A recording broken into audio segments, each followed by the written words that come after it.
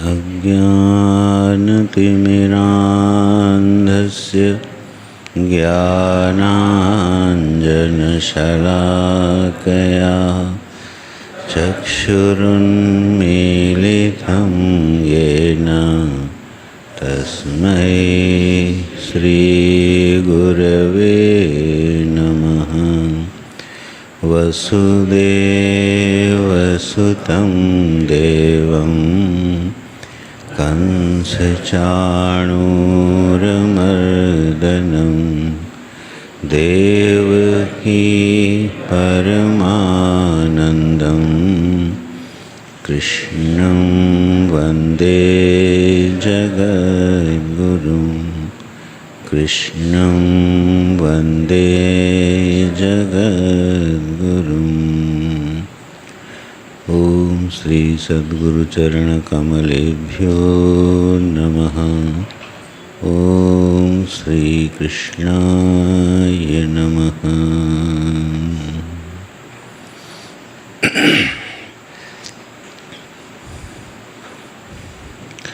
अथ चतुर्थोऽध्यायः।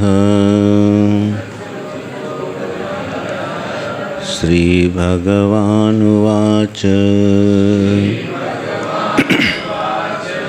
इमं विवस्वते योगं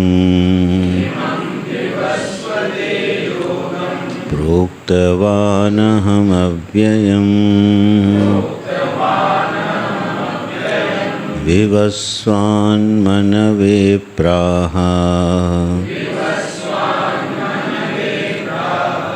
मनुरिक्ष्वाकवे ब्रवीत्।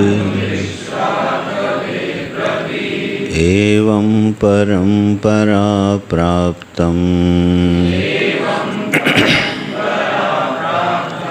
इमं राजर्षयो विदुः।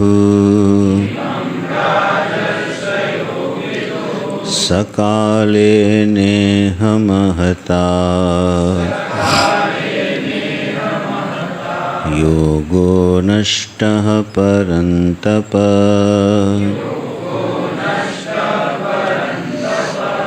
सैवायं मया तेद्य योगः प्रोक्तः पुरातनः। भक्तोऽसि मे सखा चेति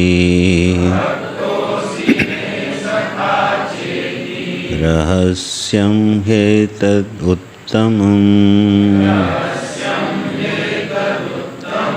रहस्यं ह्येतदुत्तमम्।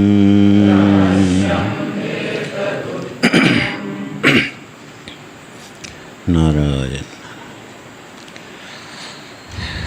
तो तृतीय अध्याय का परिसमाप्ति हुई। जैसा कि विदित है कि अध्यायों का विभाग आचार्यों ने किया है, भगवान ने नहीं किया है। विषय की दृष्टि से यह विभाग बड़ा उपयोगी है। तो कर्मयोगो नाम तृतीयो अध्याय, तृतीय अध्याय कर्मयोग का था। तो कर्म के संबंध में भगवान की दृष्टि क्या है, योग बुद्धि क्या है, इसको ऐसे समझना चाहिए। भगवान ने जो नाम दिया था, एक सांख्य बुद्धि और एक योग बुद्धि। बुद्धि माने होता है समझ। कर्म के संबंध में भगवान की समझ क्या है और सांख्य के संबंध में भगवान की समझ क्या है। समझ माने उनका कहना क्या है, आदेश क्या है। तो वह भगवान का जो विचार है, आदेश है, वह उन्होंने व्यक्त किया। तो तीसरे अध्याय में कर्मयोग पर हम लोगों ने विस्तार से यत्किंचित उस पर विचार किया। कर्म के लगभग 8 हेतुओं पर विचार हुआ है। जब कभी निबंध लिखना तो इस तरह से ध्यान देना। कर्म के 8 हेतु हैं जिन पर मुख्य और गौण रूप से विचार हुआ है। कर्म के प्रेरक कौन है? हेतु माने प्रेरक। जब हम कर्म में प्रवृत्त होते हैं तो उसका कोई ना कोई प्रेरक होता है, प्रयोजन होता है, प्रेरक होता है। तो वह प्रेरक क्या है, हेतु क्या है, हमारा हेतु क्या है, अविद्यावान का, अज्ञानी का हेतु क्या है, ज्ञानी का हेतु क्या है, और भगवान किस दृष्टि से कर्म करवाना चाहते हैं, इसका विस्तार हुआ तीसरे अध्याय में। अब चौथे अध्याय में प्रवेश करते हैं। तो भगवान सीधे उस योग की प्रशंसा करते हैं। किस प्रकार से करते हैं? तो परंपरा का वर्णन करते हुए इस योग की स्तुति है। इसमें जो ध्यान देने योग्य बात है, जरा जो श्लोक में शब्द है वो है योगम। योगम एक वचन में है। इमं विवस्वते योगम प्रोक्तवानहं अव्ययम। मैंने अर्जुन तुम्हें योग के बारे में मैंने पहले भी कहा है, ठीक है। तो योग है एक वचन में, और पीछे जो वर्णन किया है वो दो का वर्णन किया है, सांख्य योग का और कर्म योग का। तो एक का उल्लेख क्यों कर रहे हैं? योगो बोलना चाहिए था कि मैंने प्रवृत्ति धर्म और निवृत्ति धर्म के रूप में वेदों में जो दो धर्मों का उल्लेख किया है उसको यहाँ योग की संज्ञा दी। तो दो प्रकार के योगों का वर्णन होना चाहिए, लेकिन एक वचन में योग का प्रयोग है और तीनों श्लोकों में एक वचन में है, पहले में, दूसरे में और तीसरे। तीनों में योग शब्द आया है और एक वचन में आया है। इसका अर्थ है कि जो योग बुद्धि है वह उपाय है, सहायक है, और लक्ष्य कौन सा है? सांख्य बुद्धि का। तो मुख्य रूप से योग क्या हुआ? सांख्य बुद्धि। तो सांख्य बुद्धि में जो प्रवेश है उसका उपाय बनती है योग बुद्धि। तो उपाय को समानांतर योग की संज्ञा भगवान नहीं देते हैं। तो मुख्य रूप से जीवन में किस योग की प्रतिष्ठा हो गई? सांख्य योग की। यही भगवान भाष्यकार की पंक्ति है, चाहे तो एक लाइन देख लो ऊपर, संगति भाष्य की। यह अयम योगः अध्यायद्वयेन उक्तः ज्ञाननिष्ठा लक्षणः ससन्यासः कर्मयोगोपायः यस्मिन् वेदार्थः परिसमाप्तः प्रवृत्तिलक्षणः निवृत्तिलक्षणश्च गीतासु च सर्वासु अयम एव योगो विवक्षितः भगवता अतः परिसमाप्तं वेदार्थः मन्वानः।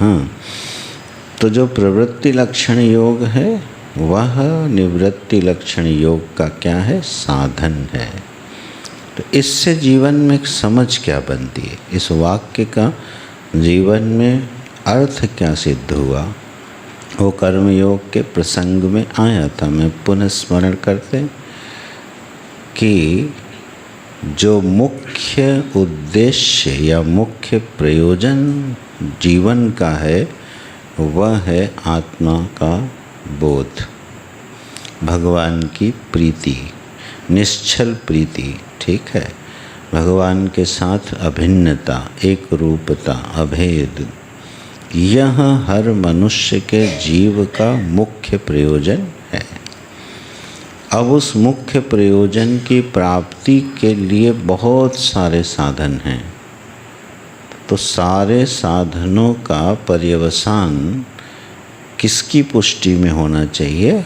मुख्य लक्ष्य की पुष्टि में होना चाहिए। तो जो जीवन हम लोग जी रहे हैं, जिस प्रकार का कर्म कर रहे हैं, जिस धरातल पर कर्म कर रहे हैं, तो हमारी दृष्टि ये रहनी चाहिए कि इससे हम अपने आत्मस्वरूप के नज़दीक पहुंच रहे हैं कि नहीं पहुंच रहे। हमारे हृदय में भगवान की भक्ति, भगवान का भरोसा शरणागति, निश्चिंतता बढ़ रही है कि नहीं बढ़ रही। अगर वह मूल लक्ष्य की ओर हमारी गति नहीं हो रही है तो इसका मतलब साधन में सुधार कर लेना चाहिए। जरूर हमसे कहीं ना कहीं कोई गलती हो रही है।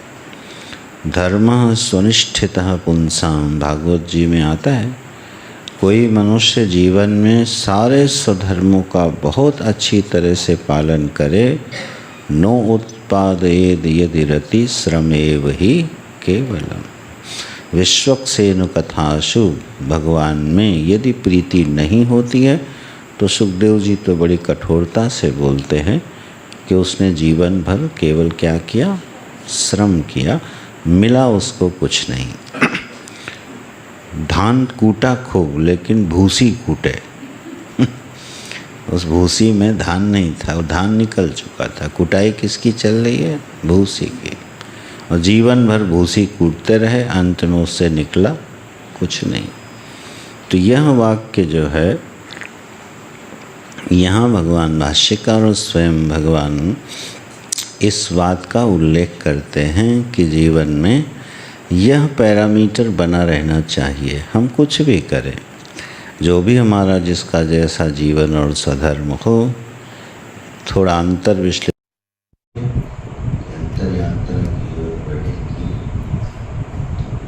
इसका एक पहचान और बना सकते हैं। जो प्रातःकाल हमने पहले चर्चा की, हमारे आनंद का विषय उत्कृष्ट हुआ कि उत्कृष्ट हुआ।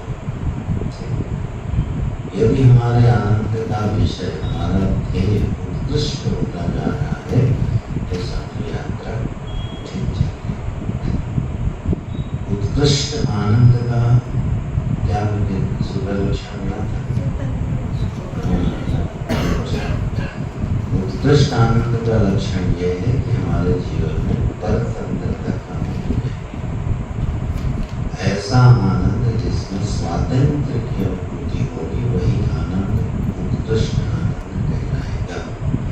तो ये दो पैरामीटर बन सकते हैं अपने पहचान के, कि हम एक कदम आगे बढ़ रहे हैं या एक कदम पीछे जा रहे हैं। पूज्य गुरु जी बाल के दिनों में एक श्लोक भागवत का बहुत कोट करते रहे हैं कि श्लोक तो नहीं आ रहा है, वेदस्तुति का श्लोक है, जिसमें ये था, भाव ये है कि कैवल्य की जो सिद्धि है, देह इंद्रिय प्राण इनकी प्राप्ति हुई। किस अर्थ प्राप्ति हुई है?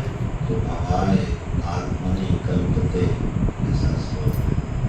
यह तो हमें नहीं आ रहा, तुमसे क्या मतलब, बहुत बार सुना है इस श्लोक। और बाद में एक बात कही कि जब जीवन यात्रा पूरी हो गई तो अगर हम जिस सीढ़ी पर खड़े होकर यात्रा शुरू की थी, अगर अगली सीढ़ी पर भी खड़े होकर जीवन का विसर्जन होता है तो समझना जीवन सफल हो गया।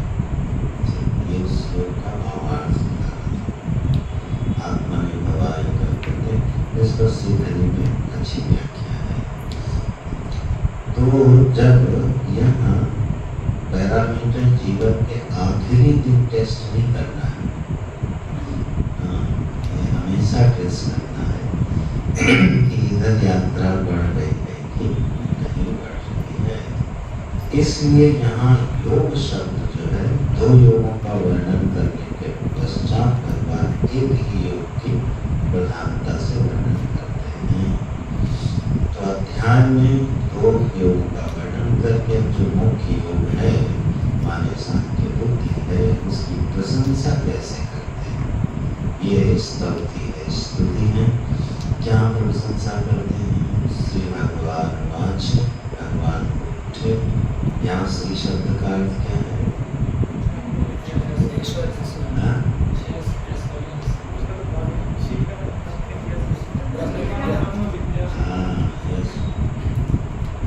सर्वैश्वर्य तो भग में आ गए, भगवान ने सर्वैश्वर्य बना, तो फिर श्री क्यों अतिरिक्त लगा है? तो क्या बताया? ब्रह्म विद्या संयुक्तः श्री भगवान उवाच।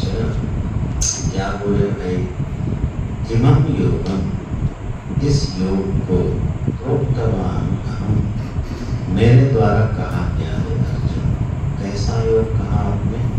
अव्ययम योग। अव्यय योग को मैंने कहा है।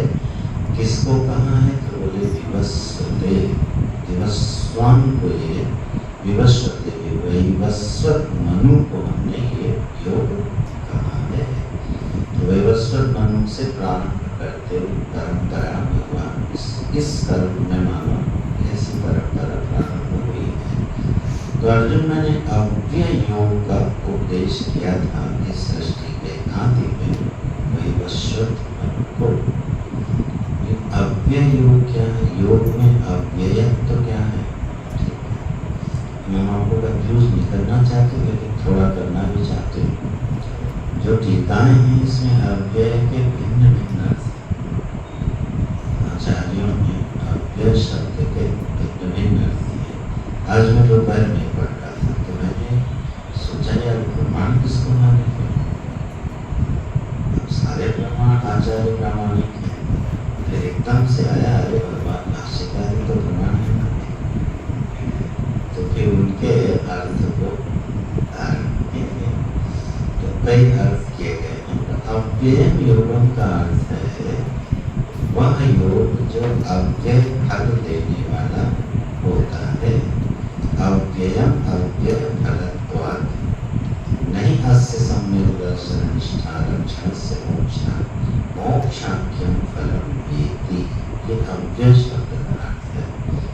यह योग अव्यय क्यों है? क्योंकि इससे जिस फल की प्राप्ति होती है वह फल के प्राप्त होने के बाद खत्म नहीं होता, घटता नहीं। जैसे विहित कर्मों से प्राप्त होने वाला जो फल है वो क्या होगा? धीरे धीरे घट जाएगा। ऐसा कौन सा योग का फल है जो प्राप्त होने के बाद घटेगा? तो वो आपको मिलेगा सांख्य योग, सांख्य बुद्धि।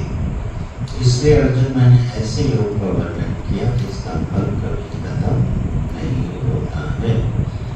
तो ऐसा कोई भी कर्म नहीं है और उसका फल नहीं है जो प्राप्त होने पर खत्म न हो जाए।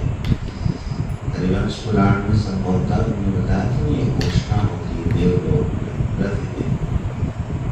क्या घोषणा होती है? अरे देवताओं सावधान, तुम्हारे इन देवताओं के पुण्य समाप्त होने वाले हैं, कृपया वो नीचे जाने की तैयारी करें। ये पौराणिक वचन है, मन से नहीं बोल रहा। रोज घोषणा होती है। अब जिनका नंबर है सोचो कितना भयभीत होते होंगे। अब यार पूरे अब नीचे जाना है, मरते लोग में प्रवेश करना है। तो वह ऐसा कोई भी फल नहीं है जो वेद जो खर्च ना हो जाए। कमाई तो खर्च होगी, लेकिन योग सांख्य बुद्धि ऐसे फल को जन्म देती है यद्गत्वाना निवर्तन्ते तत्कामं कर्मं। तो कभी विचार करना चाहिए क्या हम ऐसे योग की तरफ बढ़ रहे हैं जिसको प्राप्त करने के बाद फिर और कुछ प्राप्त करना शेष नहीं रह जाता है? ऐसी कौन सी स्थिति हो सकती है और कैसे मिलती है? वह योग अर्जुन योग सांख्य बुद्धि मैंने कही। और किसको कही? वैवस्वत मनु को कही। फिर वैवस्वत मनु ने विवस्वान मनु ये वैवस्वत कौन है? क्या आदित्याय योगम विवस्वते आदित्याय सर्वातो प्रोक्तवान। सूर्य को कही, विवस्वत सूर्य को कही। यहाँ इस कर्म में भगवान ने उपदेश किसको दिया? सूर्य को दिया। कब? सर्गातो प्रोक्तवान, सर्ग के आदि में दिया। अच्छा प्रभु दिया क्यों? बोले जगत परिपालयित्रीणां क्षत्रियाणां बलाधानाय।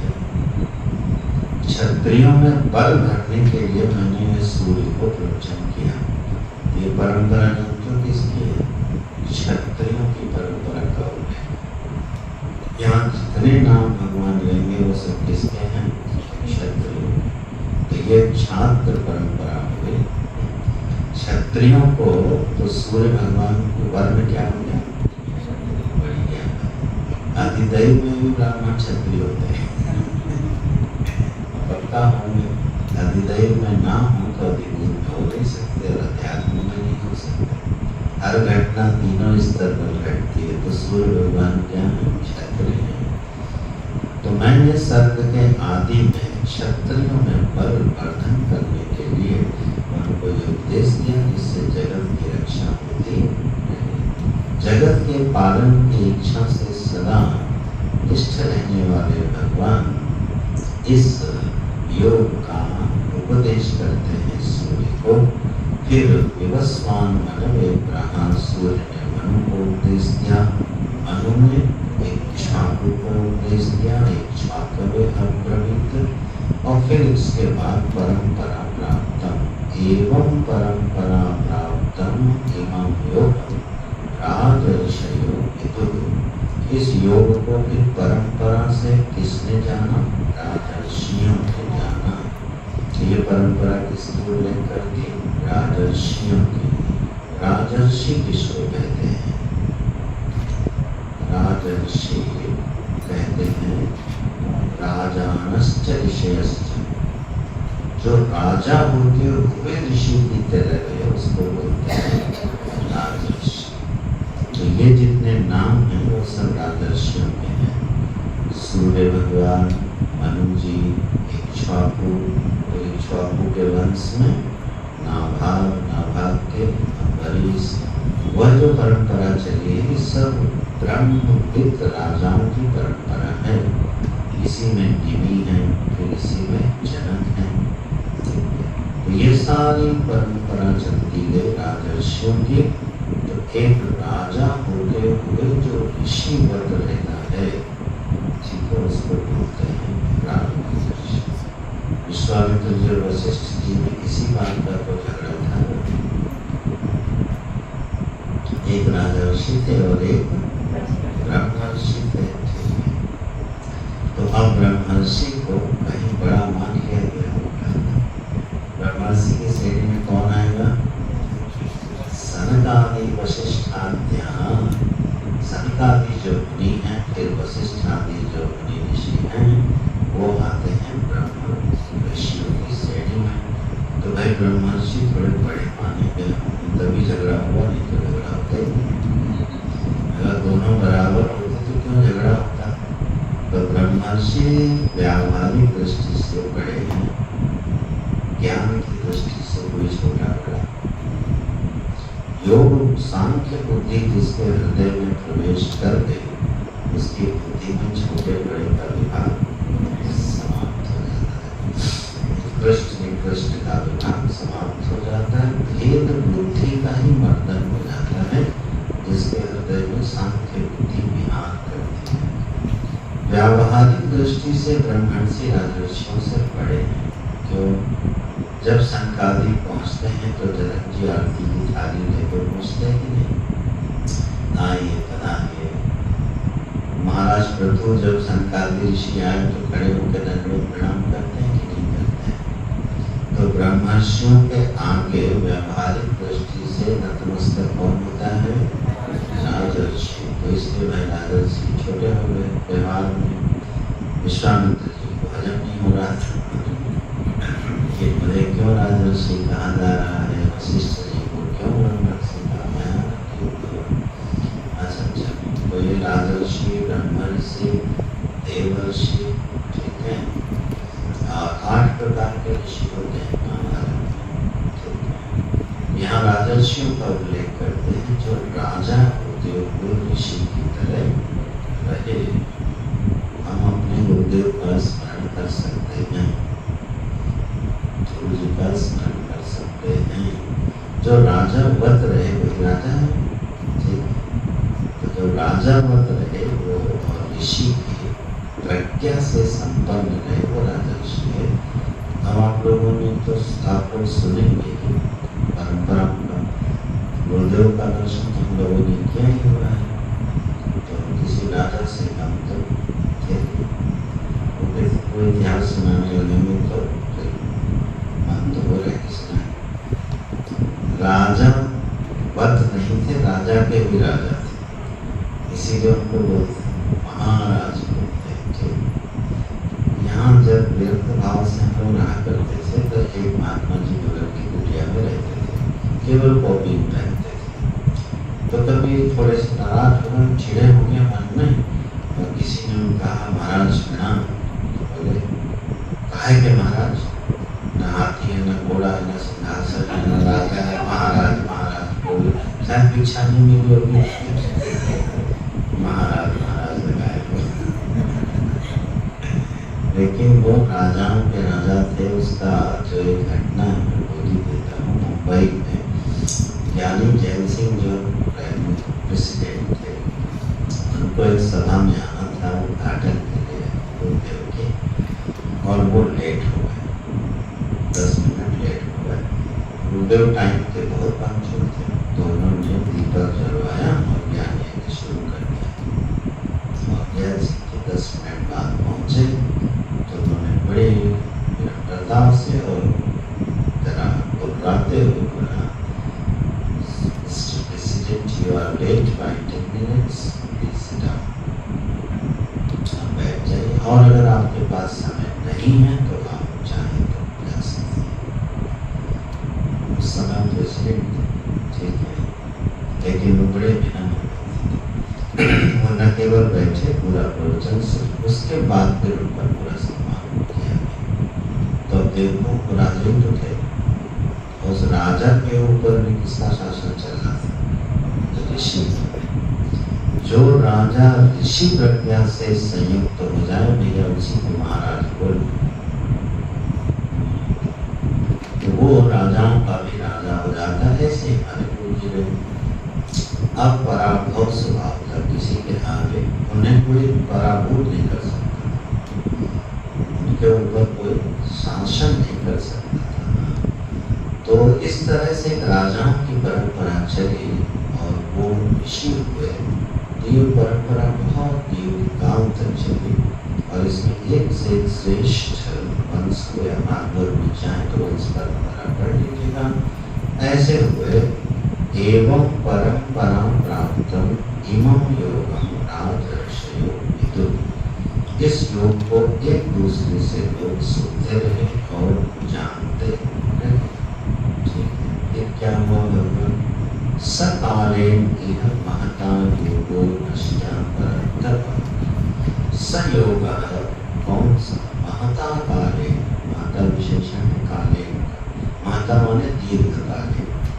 बीच में कुछ ऐसा कालक्रम आया दीर्घ काल तक कि यह परंपरा नष्ट हो गई। योगो नष्ट परन्तप पराम शत्रुं तापयति स परन्तप।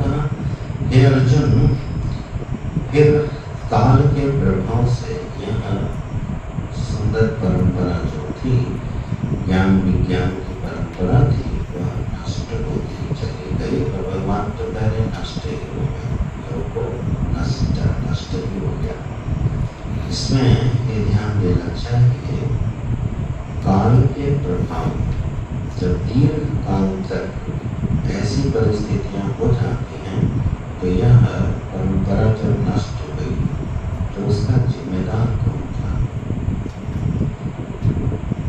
काल ने योग बुद्धि को नष्ट नहीं किया, क्योंकि काल कभी ज्ञान को नष्ट नहीं कर सकता। काल ने नष्ट किया उनके धारण करने वाले लोगों को, जो ब्रह्म विद्या धारण करते थे। उन धारण करने वाले लोगों में कभी आती गई, अधिकार की न्यूनता होती गई, प्रवृत्ति बढ़ती गई, दृष्टियां छूटती गई, और धीरे धीरे ये परंपरा विलुप्त हो गई। तो यहाँ अधिकारी नहीं मिला, इसलिए नष्ट हुई, न कि सांख्य बुद्धि नष्ट हो गई। सांख्य बुद्धि नष्ट हो जाती तो वो सांख्य बुद्धि नहीं होती। ठीक है, वह ज्ञान कभी नष्ट नहीं होता है। विच्छिन्न संप्रदाय हो गया अर्जुन, क्योंकि वह अजितेंद्रियान, लोग क्या हो गए? अजितेंद्रिय। देखो जरा भाष्यकार की स्थिति, दुर्बलान अजितेंद्रियान प्राप्य नष्टम योगम। यह योग विद्या आई, लेकिन देखा मुझे धारण करने वाला कोई नहीं। तो धीरे धीरे धीरे धीरे कालक्रम से यह नष्ट होती चली गई। तो ऐसा हमेशा काल के प्रवाह में होता रहा है, हर युगों में होता रहा है। अधिकारी घटते रहते हैं, अधिकारी बढ़ते रहते हैं। इसको अगर व्यक्तिगत रूप, ये तो समष्टि भाव से भगवान व्याख्या कर रहे हैं, व्यक्तिगत व्यष्टि भाव में अगर हम इसको देखें तो कभी हम ब्रह्म विद्या को धारण करने के अधिकारी होते हैं और कभी कभी ये सिद्धांत पहले उतरता है और कभी बिल्कुल नहीं उतरता है। व्यक्ति हम ही हैं। कभी यहाँ सांख्य बुद्धि जो है बिल्कुल विहार करती है, लेकिन थोड़ा प्रमाण जीवन में बढ़ जाए तो पता चला तो 4 साल अगर प्रमाण में बीत गए तो ये फिर सांख्य बुद्धि जल्दी हृदय में धारण होती, तो हमें छोड़ के चले जाते। फिर असंगो हम कूटस्थो हम सब पता नहीं कहाँ छिप जाते हैं, बल्कि आदमी छिपने लगता है। क्या असंगो हम कूटस्थो लगा है? कुछ भक्ति की बात करो, हमारी समस्याओं का समाधान करो, या संगों से कुछ नहीं होता। ये कौन बोल रहा है? ये वही व्यक्ति बोल रहा है जो 4 साल पहले असंगों का दीवाना था। ठीक है, तो समष्टि में तो नष्ट होती ही है, अपने जीवन में भी ये उतार चढ़ाव आता रहता है। इसका कारण क्या है? महताकालीन, महताकालीन माने दीर्घकाल।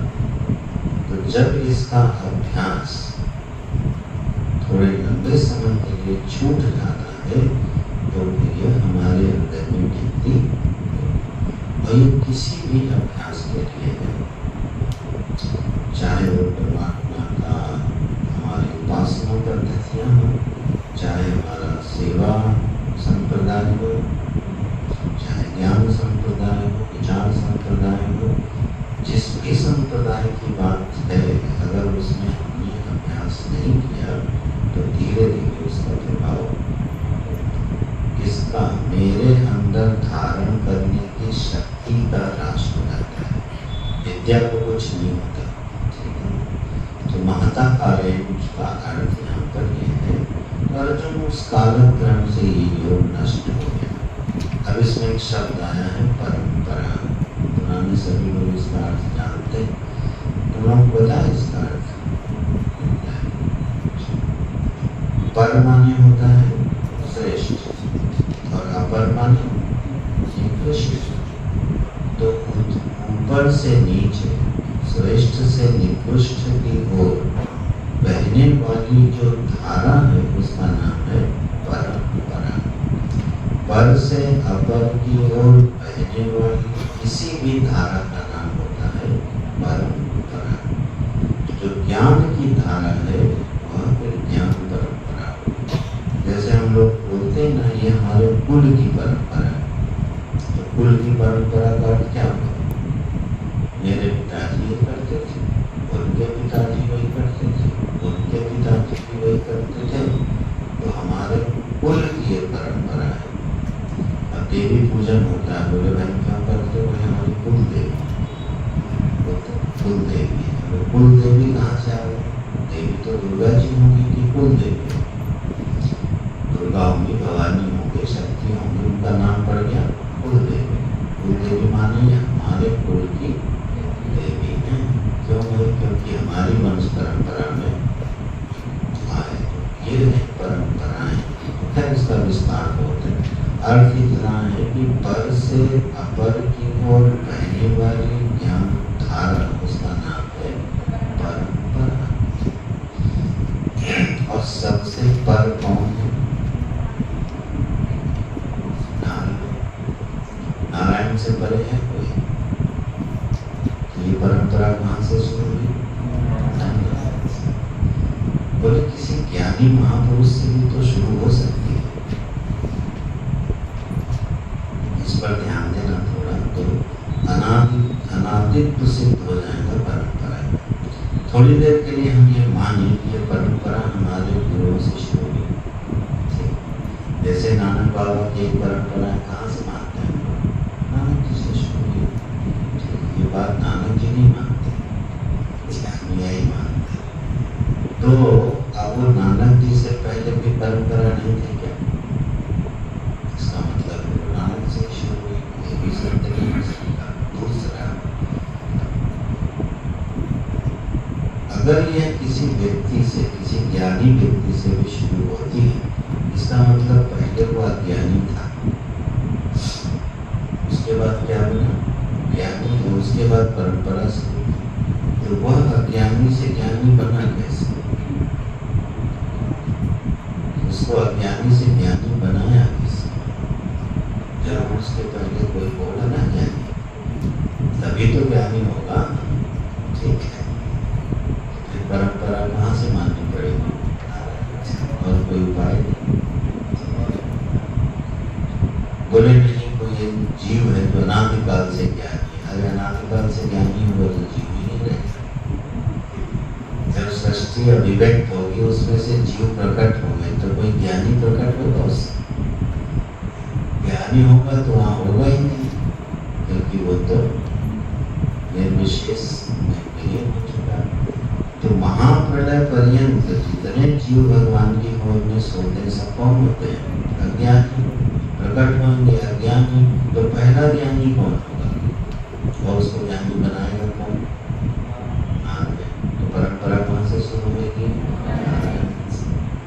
तो इसमें तो कोई संशय, गुंजाइश तो नहीं दिख रही है। व्यक्ति से कोई भी परंपरा ज्ञान की शुरू नहीं होती। ठीक है, कुल की भले शुरू हो जाए किसी बाप दादा के जमाने से, लेकिन ज्ञान की कोई भी परंपरा किसी व्यक्ति से शुरू नहीं होती है। और इसलिए जब श्रुतियों में संवाद चलता है तो ऋषि सारा ज्ञान देने के बाद क्या बोल देते हैं? इति सुश्रुम पूर्वेशाम ये नस्तदुगाचक्षुरे। अरे शिष्यों, ये ज्ञान मैंने पहले भी सुना था, तो मैंने तुमको बता। कोई भी ऋषि ये दावा नहीं करता कि ये परंपरा की शुरुआत मैं कर रहा हूँ। इसलिए खुद से तो कुछ नौटंकी करना नहीं करो। और अगर दूसरा ऐसा कोई व्यक्ति परंपरा का अपने को स्रोत बताता हो तो उससे जुड़ना नहीं, क्योंकि शिवाभिमान और अहंकार के उसका कोई कारण नहीं है। व्यक्ति अपने को किसी परंपरा का आदि गुरु माने। इसलिए महर्षि पतंजलि ने भी अपने योग दर्शन में जो परंपरा ली, क्या ली? सब पूर्व शाम के गुरु काले अनवच्छेदा। ये सूत्र है। आदि गुरु कौन है? बोले वो जो काल से अपरिच्छिन्न सत्ता है, वही गुरु के रूप में जो प्रकट होती है, वही हमारी परंपरा है।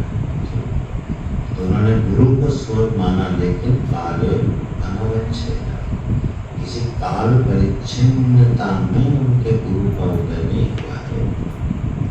सदा शिव समारंभा कहाँ से शुरू हुई? सदा शिव समारंभा वही नारायण पद्मभवम वशिष्ठम। तो सारी जो परंपराएं हैं ज्ञान की, उनके आदि स्रोत कौन है? परमात्मा। तो वह हमारे हर जीव के लिए इस बात का बोधक बनना चाहिए कि जो ज्ञान है थोड़ा सा अंतर में चला जाएगा। यह ज्ञान अनादि है और यह अनादि ज्ञान हमारे हृदय में अभिव्यक्त होता है। ज्ञान का प्रारंभ नहीं होता। ब्रह्म ज्ञान का प्रारंभ नहीं होता। इसीलिए यह नित्य उपलब्ध है, केवल ढका हुआ है। यह ऐसा ज्ञान नहीं है जो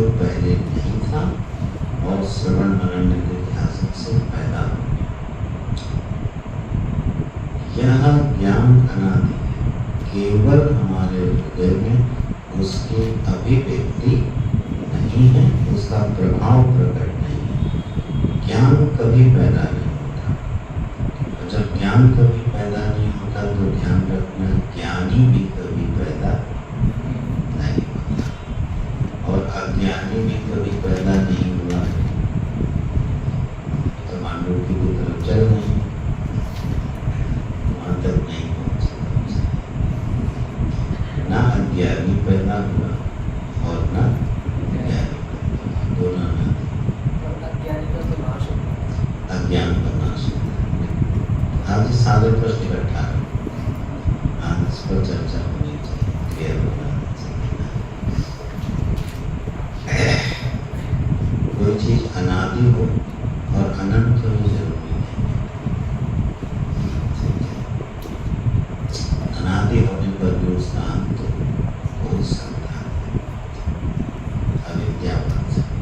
अच्छा, तो ज्ञान क्योंकि अनादि है, इसलिए ज्ञानी का जन्म नहीं होता। होता क्या है?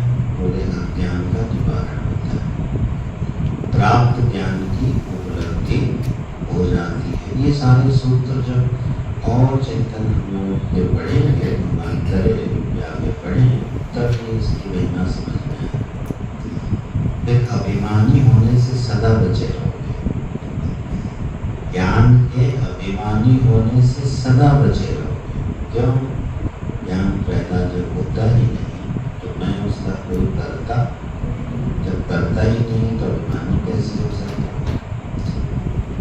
तो ये सब परंपरा शब्द में छिपे हुए अर्थ हैं। एवं परंपरा प्राप्त राजर्षयो विदुः सकालेन महता योगो भ्रष्टः परन्तप। फिर अर्जुन समाप्त हो गया, क्योंकि लोग इस पे अधिकारी नहीं रहे, धारण नहीं कर पाए, तो ये अभिव्यक्त होना बंद हो गई। फिर क्या हुआ? फिर क्या हुआ प्रभु? कल मैं बैठा हूँ ना, फिर मैंने कहा अच्छा नष्ट हो गई, तो नारायण तो बैठे ही है। स एव अयं मया वेद्य योगः प्रोक्तः पुरातनः। अर्जुन, यही वह पुराना योग है, पुरातनः योगः, ये वही पुराना योग है। पुरातन शब्द का अर्थ क्या हो रहा है? वो अर्थ गलत है। पुरातना शब्द लिखा है, इसमें अनुवादक ने अनुवाद में क्या लिखा है? वही है पुराना योग है। तो पुरातन शब्द का शब्दार्थ तो पुराना होता है, लेकिन यहाँ पुरातन शब्द का अर्थ पुराना अनादि है। ठीक है, पुरातन माने अनादि। तो मैंने यह अनादि योग जो सृष्टि में सदा विद्यमान रहा है अर्जुन, वह योगः अद्यः मया प्रोक्तः, वह योग मैंने अब तुम्हारे लिए कहा है, तुमसे ये बात मैंने कही है। भगवान ने राजर्षियों की परंपरा क्यों दी? अब समझ में आ रहा है। क्षत्रियों की परंपरा का उल्लेख क्यों किया? क्योंकि शिष्य कौन है उनका इस समय। अगर ब्रह्मर्षियों की परंपरा का उल्लेख कहते तो अर्जुन हो सकता है हाथ झाड़ देता, अच्छा ये तो ब्रह्मर्षि वाली परंपरा है, मेरा कोई इससे खास लेना देना। इसलिए आप देखो, भगवान क्षत्रिय को उपदेश कर रहे हैं तो परंपरा भी क्षत्रियों को उल्लेख करते हैं, जिससे अर्जुन को ये लगे हमारे बाप दादा ज्ञानी रहे और मैं मूर्ख हूँ, ऐसा कैसे हो सकता है? मेरे पिताजी, मेरे पूर्वज सब राजा होके ऋषि रहे और हम राजा होके बुद्धू रहे, ये तो अच्छी बात है। तो वो क्या होगा? एक उद्दीपन होगा, और ऐसे उद्दीपन करते कि अरे मूर्ख, तुम्हारे तो कुल में कोई मूर्ख नहीं हुआ, तुम कैसे ऐसे प्रमादी और मूर्ख हो गए, ऐसे उद्दीपन करा। अच्छा, हमारे कुल में कोई नहीं हुआ, मैं भी अच्छा कोशिश करता हूँ, नहीं हो सकता है। वो आदमी के अंदर जोश भर जाता है। तो राजर्षियों की परंपरा का उल्लेख करके बोले अर्जुन, ये मैंने मेरे से जो योग शुरू हुआ था, ये अनादि योग है, ये कभी नष्ट नहीं होता है, वही मैं अब तुम्हारे प्रति कह रहा हूँ। अच्छा, मेरे लिए क्यों कह रहे? ये बड़ी मीठी सी बात भगवान बोले। अब तो जी में सखा चेती रहस्यम एतदुत्तम। यह उत्तम रहस्य जो है अर्जुन, यह सांख्य बुद्धि ज्ञान ज्ञान योग, ये मैं तुमसे कहने वाला हूँ। कहा मैंने तुमसे, क्यों कहा? क्योंकि तुम मेरे क्या हो? और फिर दूसरा बोले क्या हो? सखा। पहला संबंध क्या बनाया भगवान ने? भक्तों से, सखा से बनाया। पहला संबंध बनाया तो मेरे भक्त हो, फिर दूसरा संबंध बनाया सखा। ये दो हेतु हैं जिसने भगवान को प्रेरित कर दिया कि वो उसके प्रति योग का वर्णन करें। ठीक है। तो ब्रह्म विद्या का प्रादुर्भाव कब होता है? जब गुरु अथवा ईश्वर दो भावों से संश्लिष्ट हो जाए। ये भाव कौन प्रकट कर रहा है? गुरु भगवान प्रकट कर रहे हैं। अर्जुन ने तो बोल दिया था शिष्यस्ते हम साथी मांगता हूँ। भगवान ने उसको स्वीकार कर लिया क्योंकि उसके प्रार्थना में कोई छल नहीं था। अब भगवान की जो स्वीकारोक्ति है संबंध की, जीव की तरफ से जो संबंध बनाया गया वह प्रमाणित हो गया। इस बात का उल्लेख है भगवान का। तो मेरे क्या हो? भक्त हो अर्जुन, और तुम मेरे। हमने उस दिन संबंधों पर विचार किया था। जीव की तरफ से सखा संबंध नहीं बनता है। नहीं तो भगवान को आए वो करना शुरू कर दो। और वो उसमें कभी कभी गौरव बुद्धि हो जाती है। अरे भगवान पे मेरे इतने अंतरंग हैं कि मैं उनके साथ हाय हेलो कर सकता हूँ। ये संबंध जीव की तरफ से जो संबंध बनता है वो सखा संबंध कभी नहीं बन सकता। क्यों? सखा हमेशा सम बुद्धि वाला होता है, सम बल वाला होता है। मित्र कौन होता है? जो बराबरी का, उसी से तो मित्रता होती है। जीव की ईश्वर से कोई बराबरी है क्या? सुग्रीव जैसे मूर्ख की थी, लेकिन भगवान ने उसको ठीक किया। उस हम लोग अभी 2 दिन पढ़े। सुग्रीव ने अपनी समानता प्रभु से कैसे मिलाई? तुम्हारा भी राज्य छीन चुका है, हमारा भी। तुम्हारी भी पत्नी का हरण हो चुका है, हमारी भी पत्नी का। तो हम दोनों क्या हो गए? सखा भाव के योग्य हो गए। और जब हनुमान जी ने मित्रता कराई तो जरा सुग्रीव को सुनना क्या कहा था? प्रभु चिंता नहीं करो, आपकी नारी ढूंढ के ला के देता हूँ। यह आश्वासन कौन दे रहा है? क्यों? वो सखा भाव मान गया। ये गलती है। और फिर बाद में भगवान ने बड़ी जल्दी उसके सखा भाव को ध्वंस करके उसको अपना शरणागत। तो सखा भाव जो बनता है वो ईश्वर की तरफ से तो बनता है। गुरु जी इसको बड़ा प्यारा समझा। बोले मैं किसी के कंधे पे हाथ रख तो वो मित्रवत फीलिंग आती है। ठीक है। अब शिष्य महोदय ने समझा अब हम इनके सखा हो गए, और वो भी मिलने आए और कंधे पर हाथ रख के पूछे, हाँ गुरु जी क्या हाल चाल है?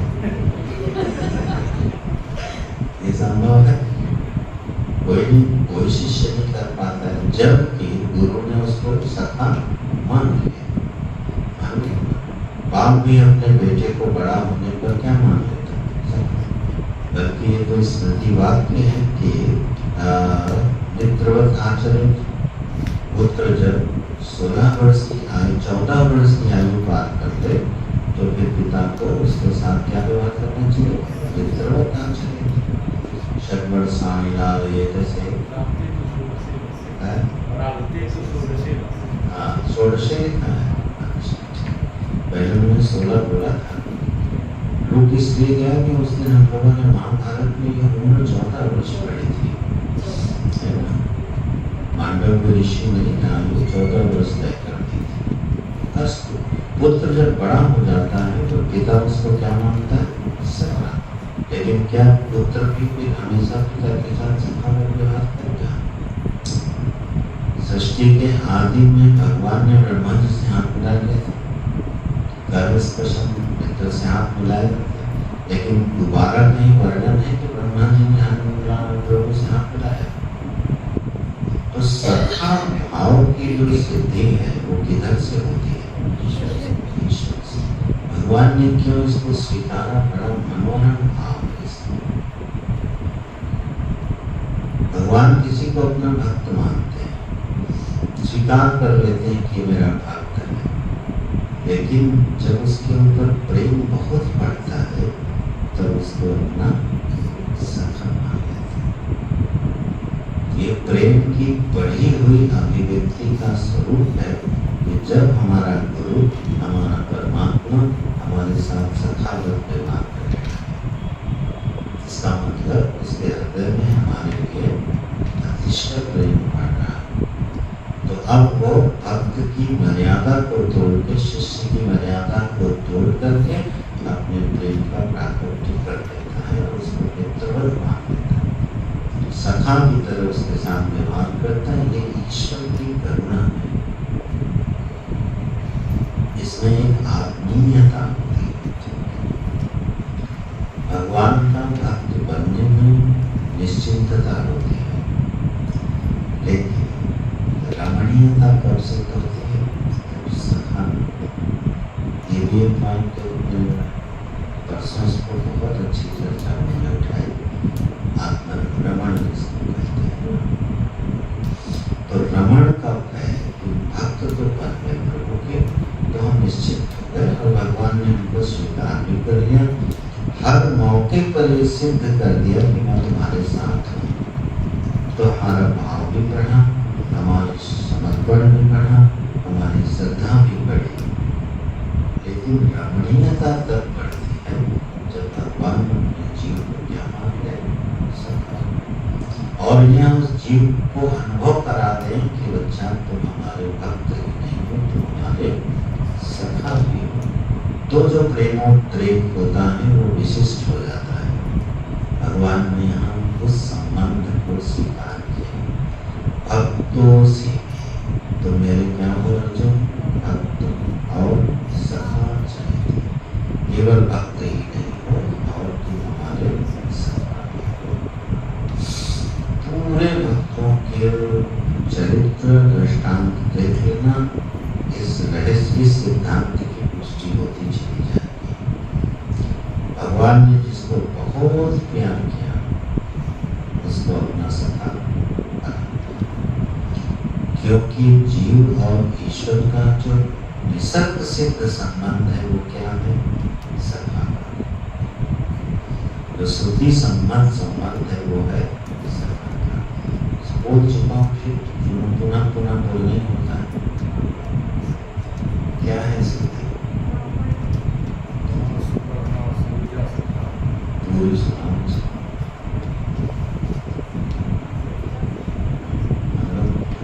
अपने मतलब याद कर लेते, उसमें बड़ा नुकसान होता है। जैसे ये याद कर लिया, भावी मेट से कहते बुराई, तो जब भी ऐसी कोई बात आती है, अरे भगवान शिव तो प्रारब्ध को भी मिटा सकते हैं क्या? भावी मेट से कहते बुराई। अब पहले की लाइन शायद ही किसी को याद, जब तक करे कुमारी तुम्हारी, भावी मेट से कहती बुराई। जो अगर तुम्हारी कुमारी या कन्या उग्र तप करती है, तब क्या करेंगे?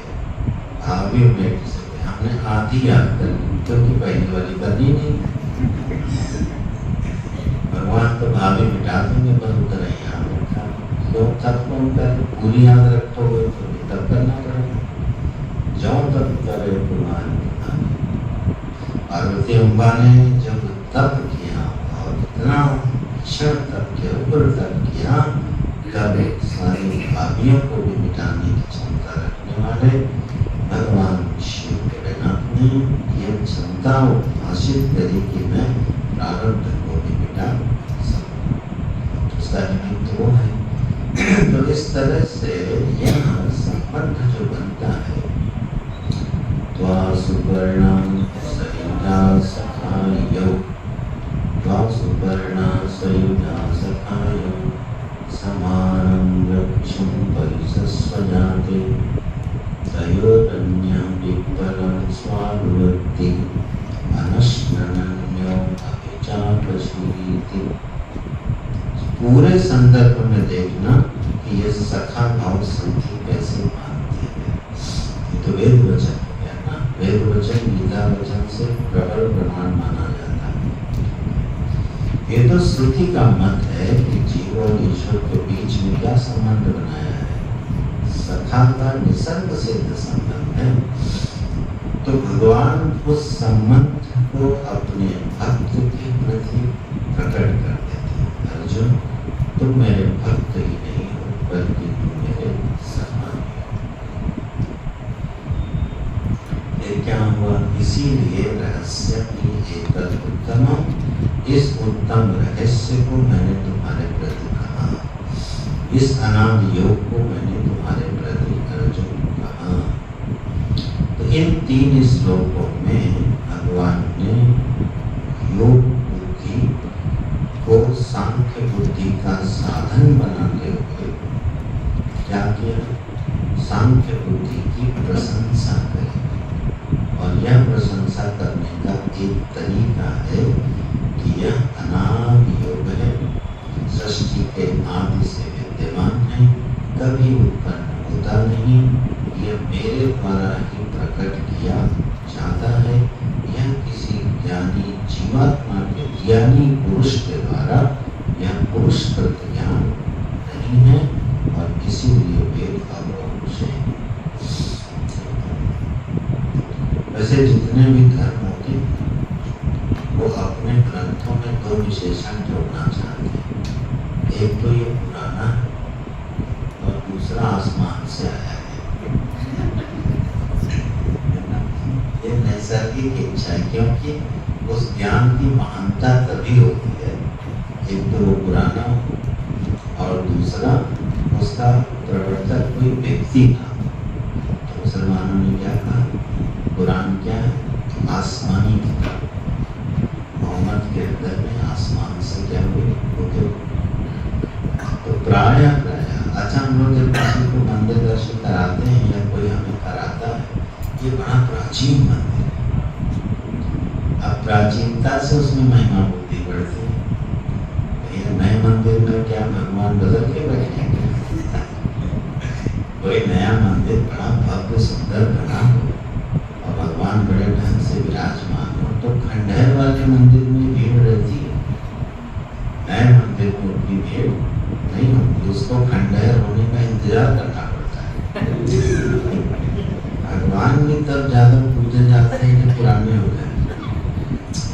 तो पुराने व्यक्ति का पूजन, जब बाल पक जाते हैं आदमी के, बड़ा हो जाता है, तब स्वतः पूजित हो जाता है। चाहे गुणहीन हो, लेकिन पुराना होने पर सम्मानित हो जाता है। ये क्राइटेरिया है कि जो पुराना है वो पूजित है, इसीलिए वो प्राचीन है। चाहे भगवान हो, चाहे मंदिर हो, और चाहे ज्ञान।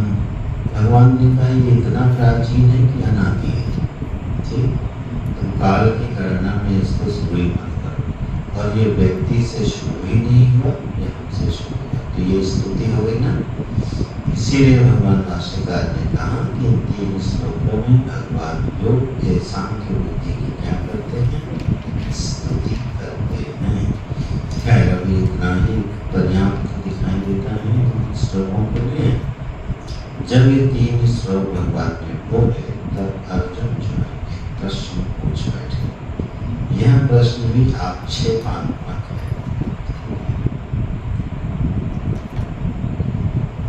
ऐसे लगता है जैसे अश्रद्धा की भूमि से उठा हुआ प्रश्न, क्योंकि अर्जुन को निमित्त बना करके प्रवचन चल रहा है कि ये सारे प्रश्न जो हैं संभावित हैं। देखो, संभावित बोला है, ये सारे प्रश्न जो है उपस्थित हो सकते हैं किसी भी जीव के मन में।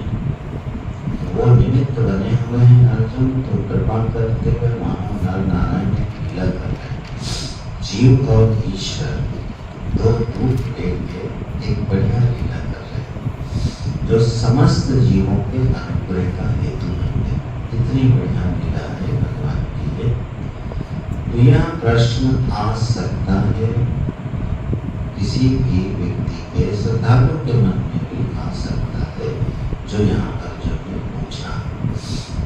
क्या पूछते हैं? अर्जुन वाच अपरं भवतो जन्म परं जन्म विवस्वतः कथमेतद् विजानीयाम् त्वमादौ प्रोक्तवानिति। सरल हृदय अर्जुन थोड़ा कुटिल वचन बोल उठे। सीधे अर्जुन को नहीं, अपने को लेके अर्थ करना है। अर्जुन माने क्या बताया था? सरल। अर्जुन तो उससे शब्द बना है अर्जुन। अर्जुन कैसा है? सरल है। उस दिन कमरे में बड़ी दीर्घ चर्चा हुई इस बात पर, सरलता क्या हो। एक लाइन उसकी बोलते हैं, शायद काम है। काफी देर इस पर सबके मत आते रहे, चर्चा हुई कि हम सीधा व्यक्ति किसको कहते हैं, उसका लक्षण बनाओ। ठीक है, तो लक्षण बनते बनते बहुत सारी बातें हुई।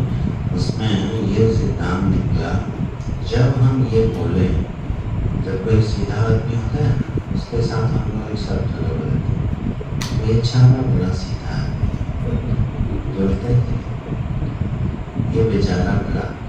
माने जो सीधा आदमी होगा वो क्या होगा? बेचारा होगा। ये बिल्कुल भ्रांत धारणा है। बेचारा सीधा है ऐसा नहीं। जब हम बेचारा लगाते हैं तो ऐसा बोलो असमर्थ है। असमर्थता का नाम सीधाई नहीं होता, असमर्थता का नाम सरलता नहीं होता। ये बेचारा अरे आदमी नहीं, ये गौ है।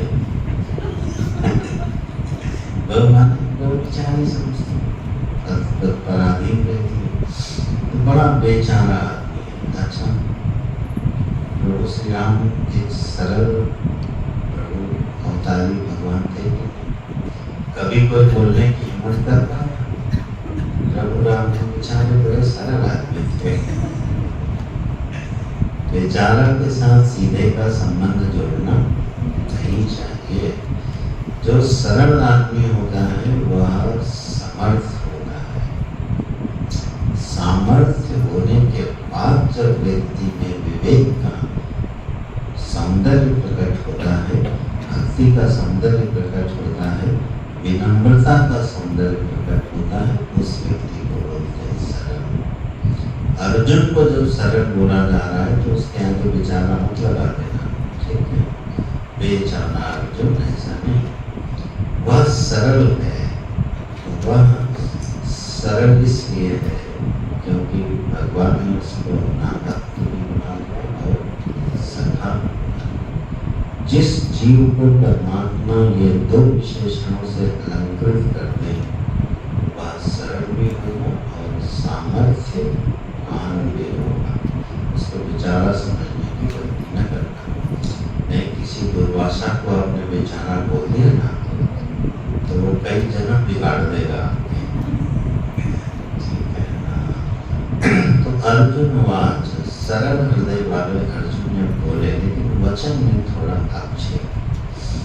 तो यहाँ आक्षेप मन में आ सकता है क्या? अपरम भवतो जन्म।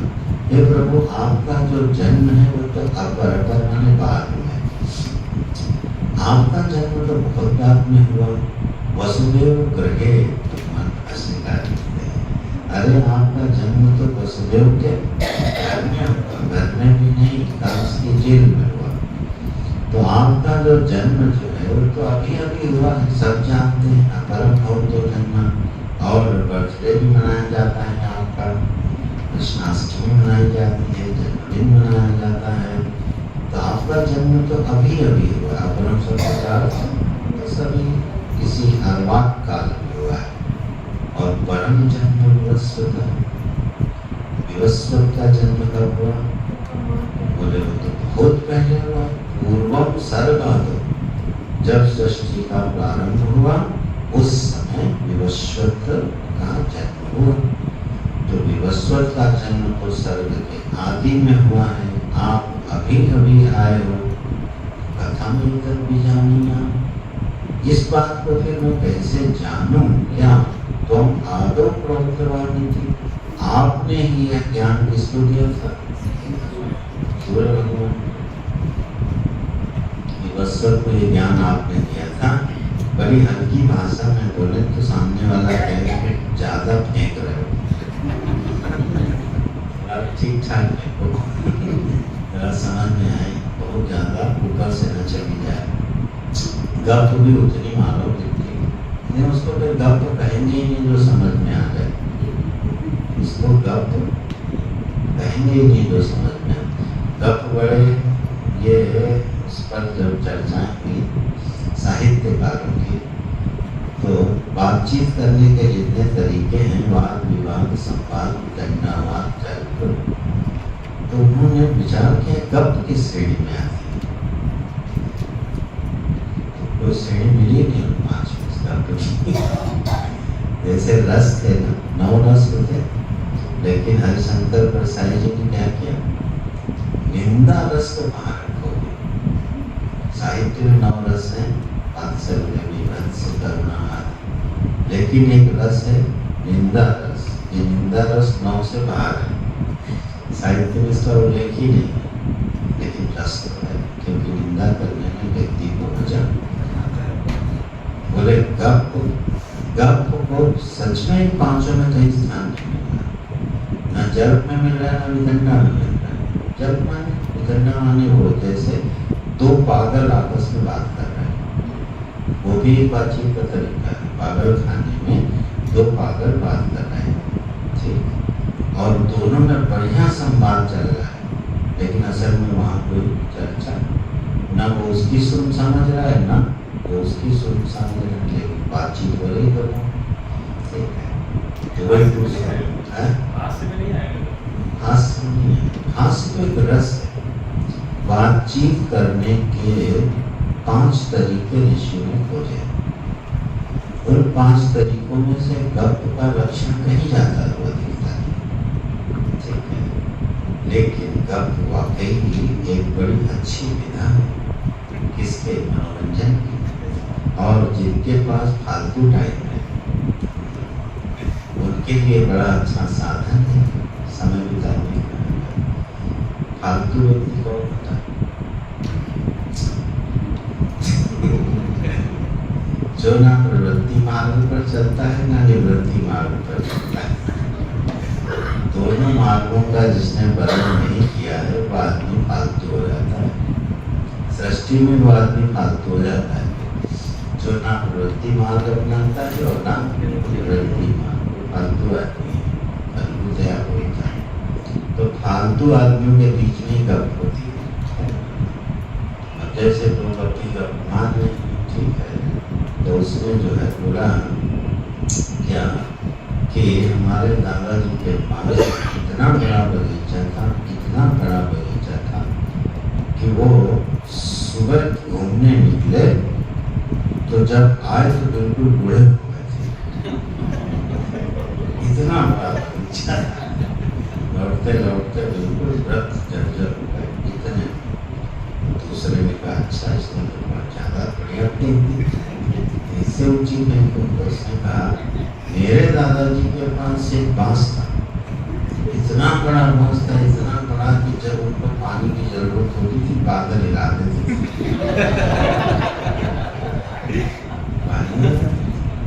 दूसरे नारायण का नहीं, तुमने ज्यादा नहीं, बताओ बांस रखते कहाँ से?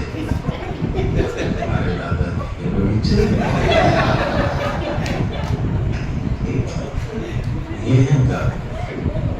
अब ये देखो, इस गप ने हमारा मनोरंजन किया कि नहीं? तो गप एक बातचीत की सार्थक विधा हो गई जो हास्य रस को जन्म देती है, तो निरर्थक नहीं है, इसलिए हम उसको विदंडा में रख नहीं सकते। वाद विवाद सम्मान में इसलिए नहीं रख सकते क्योंकि वहाँ कोई विषय है ही नहीं। विषय के बिना बातचीत हो रही है तो विचार करने पर आ ही नहीं रहा किसी पांचों में गप किस श्रेणी में रखी जाए। ठीक है, तो और अनुसंधान करवाया जाएगा इसमें, कहीं न कहीं पाना चाहिए इसको। अच्छा, तो अर्जुन ने जो है ये बात कही कि भगवत जरा समझ नहीं आ रहा, कथम एतद् विजानीया, ये तो हमने ऐसे विनोद में अर्थ किए हैं। अर्जुन ये जानना चाहते हैं, कथम एतद् विजानीया, मैं इस बात को प्रभु कैसे जानूं कि आपने ही वेवेश्वर को उपदेश किया। यहाँ ये नहीं कह रहे हैं कि आपने किया नहीं किया, डाउट हो रहा है, ऐसा नहीं। कथम एतद्, ये बात तो पक्की है कि आपने बोला कि आपने वेवेश्वर को उपदेश किया है तो किया, लेकिन मुझे समझ में नहीं आ रहा क्योंकि मैं आपका जन्म कहाँ देखता हूँ, इसी वसुदेव के ग्रह में जन्म हुए आपको देखता हूँ, और वो सृष्टि के आदि में तो प्रभु आपने कैसे दिया, ये मेरी जिज्ञासा है, मेरा संशय नहीं है। संशय और जिज्ञासा में अंतर होता है। प्रभु मैं आप ये संशय नहीं है, मैं सिर्फ जानना चाहता हूँ कि आप जो है वो कैसे ये उपदेश करते हैं। भगवान भाष्यकार बड़ी चुटकी पे इसके भाष्य लिखे, देखना लास्ट, या वासुदेवे अनीश्वर असर्वज्ञासूका मूर्खाणां ताम परिहरन् श्री भगवान वाचे। बोले मूर्खों को ये शंका हो सकती है कि भगवान सर्वज्ञ भी नहीं है और ईश्वर भी। जो भगवान, जो कृष्ण को ईश्वर नहीं मानेगा, जो कृष्ण को सर्वज्ञ नहीं मानेगा, उसको भाष्यकार संज्ञा पहले दे दी मूर्खाणा। बोले उन मूर्खों के मन में ये शंका आ सकती है कि ये प्रश्न जो है वो कैसे विश्वास को उपदेश दिया, तो मूर्खों की शंका को निपटाने के लिए ये है परंपरा के प्रति आग्रह आचार्य का। आक्षेप को बड़े विनम्र भाव से रखने पर भी वह अगर आक्षेप जा रहा है प्रभु पर या किसी सिद्धांत पर, तो आचार्य को सहन नहीं होता। बड़े श्रद्धा से भले पूछ रहा हूँ अर्जुन, लेकिन उसमें शंका का कुछ, जैसे सती जी को शंका हो रही थी तो वो उसका आदर नहीं हुआ, शिव जी ने बिल्कुल उसका आदर नहीं किया। भगवान पर आक्षेप करके किसी बात को हृदय में लाना ये आचार्यों को बिल्कुल समझ नहीं चाहिए। इसीलिए हमारे पूज्य गुरु जी शास्त्र पर जो विनोद होते थे उनको भी पसंद नहीं।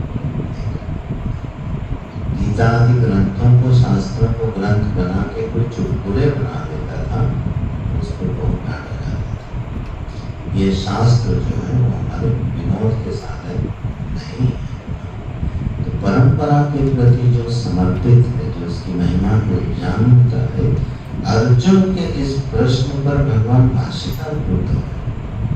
बड़े मूर्खों के हृदय में शंका है, ये प्रश्न जो है एक व्यक्ति है, ईश्वर नहीं है, इसलिए ये प्रश्न पूछ उठा।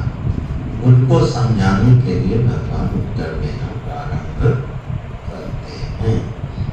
बात देख लेते हैं, इस पर विचार करेंगे। इस चौथे अध्याय में जो विषय प्रमुख रूप से आए हैं उसमें एक अवतारवाद है और 12 प्रकार के जो यज्ञ भगवान ने बताए,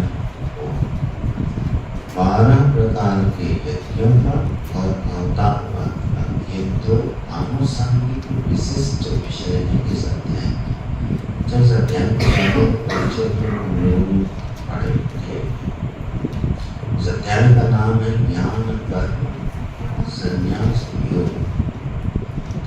ज्ञान कर्म संन्यास योग का अर्थ है ज्ञानेन कर्म न्यासम, ज्ञान के द्वारा कर्म का ध्यान, उसका नाम है ज्ञान कर्म संन्यास। इस अध्याय का मूल विषय जो आचार्यों ने तय किया वो ये तय किया कि जो निष्कर्म सिद्धि है, जो आत्म की सिद्धि है, जो कर्म का संन्यास है, तो किससे होता है? ज्ञान से। और ध्यान से कौन सुनना? ज्ञान से जिसका ग्रहण और त्याग होता है वह अज्ञान नहीं होता, वस्तु नहीं होता। इसमें चर्चा होती है।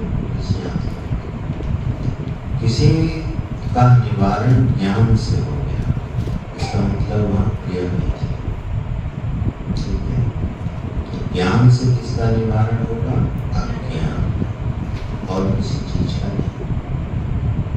ज्ञान से जैसे रज्जु में जब सर्प दिखाई दे रहा है तो उसका निवारण किससे होता है? ज्ञान से। ज्ञान से अज्ञान का निवारण हो जाता है, उसको तत्पश्चात क्रिया की अपेक्षा नहीं होती है। कर्म का जो त्याग है वो कर्म से नहीं, किससे है? ज्ञान से। इस बात को इस अध्याय में प्रतिपादित किया जाएगा। ये बहुत महत्वपूर्ण बात है।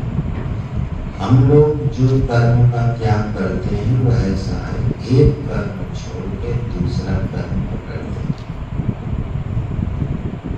वो कर्म त्याग नहीं है।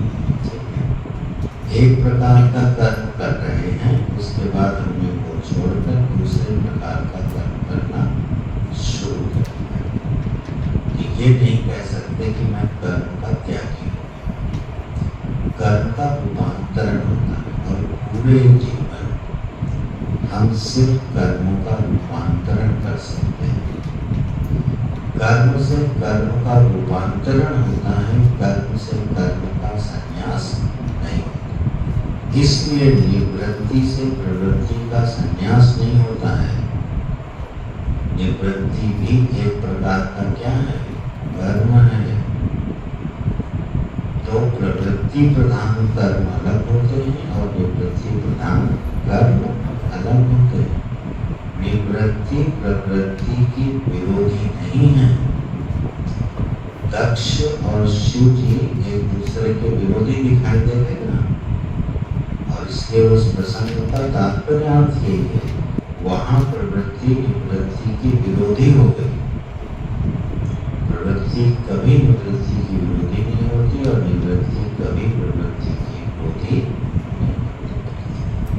तो प्रवृत्ति प्रधान कर्म जीवन में कम हो गए तो स्वतः ही निवृत्ति प्रधान कर्म आ जाएंगे। निवृत्ति प्रधान कर्म क्योंकि उत्कृष्ट श्रेणी के हैं, इसलिए उसकी महिमा ज्यादा है। तो सन्यासियों का महिमा वर्णाश्रम में, आश्रम व्यवस्था में सन्यास आश्रम की महिमा ज्यादा है, क्योंकि उसने निवृत्ति प्रधान कर्मों को जीवन में धारण किया है। तो सन्यास माने होता है त्याग। त्याग कर्म से नहीं बताया भगवान ने, किससे बताया? तो ज्ञान से तो अज्ञान का निवारण होगा। इसका मतलब कर्म संन्यास का मतलब क्या होगा? कर्म के संबंध में गलत दृष्टि के त्याग का नाम संन्यास है। कर्म को छोड़ने या पकड़ने का नाम संन्यास नहीं है। कहीं मन में सब चीजें बिठा लेना, बहुत काम आएंगे जीवन के निर्णय लेने में। कर्म संन्यास का ज्ञान से हो रहा है, दृष्टि की जा रही है। जैसे साधारण जो हमारे कर्म है, भोगार्थ कर्म, वह योग बुद्धि में कब बदलेंगे? जब हमारी दृष्टि बदल जाएगी। ठीक है, कर्म तो वही है। कर्म बदला क्या? स्वधर्म हमारा वही है, भगवान ने क्या बदली? दृष्टि। तो योग बुद्धि नाम रखा, इस पर विस्तार से ये चर्चा। क्या नाम दिया? योग बुद्धि। कर्म के संबंध में समझ। तो क्या बदलेगा? समझ, ना कि कर्म। माने अब हम कर्म योगी हो गए तो क्या करेंगे? पूरे मोहल्ले में झाड़ू लगाएंगे, तभी हमारा कर्म योग सिद्ध होगा। ये मूर्खता है। किसी विशिष्ट कर्म का नाम कर्मयोग नहीं होता है। कर्म करने की जो भगवान के द्वारा दी गई समझ है, उसको धारण करके जो कर्म होता है तो वो कर्मयोग हो जाता है। इसी तरह ज्ञान, कर्म, संन्यास, जीवन में जो कर्मों का संन्यास है वो कर्म को छोड़ना अथवा कर्म को पकड़ना नहीं है। अकर्ता भाव से कर्म को करना ज्ञान, कर्म, संन्यास है। इसी अध्याय में ये सारे विषय आए, बहुत सारे श्लोक इस संबंध में आने वाले हैं। अकर्मणि च कर्मण्यः, ज्ञान श्लोक। जो कर्म में अकर्म और इसी ध्यान में कर्मण्य कर्मण्यः पश्येत् अकर्मणि च कर्मण्यः स बुद्धिमान् मनुष्येषु स युक्तः तत्संकल्पकृत्। जो कर्म में अकर्म और अकर्म में कर्म देखता है जो वही सन्यासी है। ठीक है। छठे अध्याय में भी न निरग्नि न च तत्प्रियः।